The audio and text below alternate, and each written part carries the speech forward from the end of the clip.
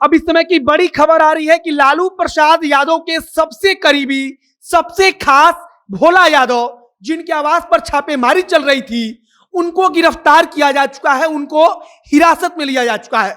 यह इसमें की सबसे बड़ी खबर है और सबसे खास बात है कि भोला यादव पटना में नहीं है, बिहार में नहीं है, बल्कि भोला यादव दिल्ली में है और दिल्ली में ही उनको हिरासत में ले लिया गया।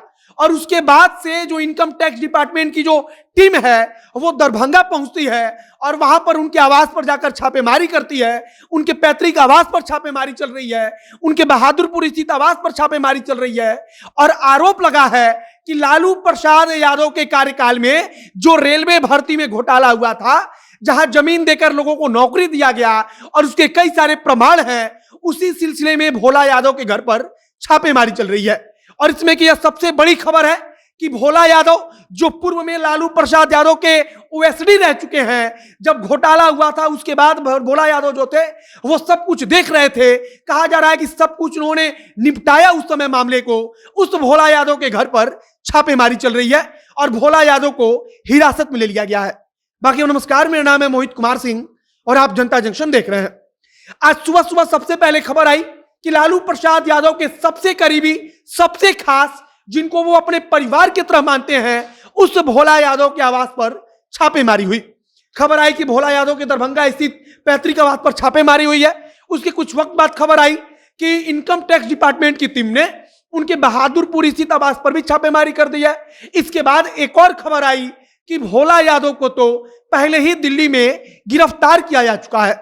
अब भोला यादव की गिरफ्तारी को लेकर कई प्रकार के कयास लगाए जा रहे हैं और कहा जा रहा है कि भोला यादव से टीम जो है इनकम टैक्स डिपार्टमेंट की या फिर वहां पर जो भी इंटेलिजेंस की टीम होगी वो पूछताछ करेगी, पता लगाएगी कि आखिरकार लालू प्रसाद यादव के घोटाले की असली सच्चाई क्या है।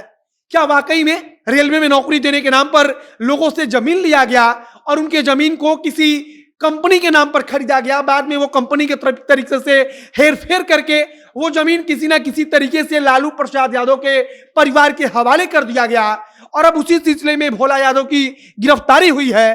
तो माना जा रहा है कि भोला यादव से पूछताछ होगी। भोला यादव से पूछताछ होगी कि जब वो लालू प्रसाद यादव के ओएसडी रह चुके हैं तब उनको निश्चित रूप से कुछ ना कुछ जानकारी होगी और जो आईटी की टीम है उसको लगता है कि भोला यादव को कोई विशेष जानकारी जरूर होगी। फिलहाल भोला यादव के दरभंगा स्थित आवास पर एक तरफ छापेमारी चल रही है, दूसरी तरफ उनके बहादुरपुर स्थित आवास पर अभी भी छापेमारी चल रही है। वहां पर क्या हो रहा है इसके बारे में किसी को कुछ नहीं पता। अंदर वहां पर आईटी किसी से पूछताछ कर रही है या वहां पर सामानों को तलाशा जा रहा है, इसके बारे में कोई जानकारी नहीं है। लेकिन अंदर छापेमारी चल रही है, वहां पर जो टीम पहुंची है वो वहां पर अपने हिसाब से जांच कर रही है।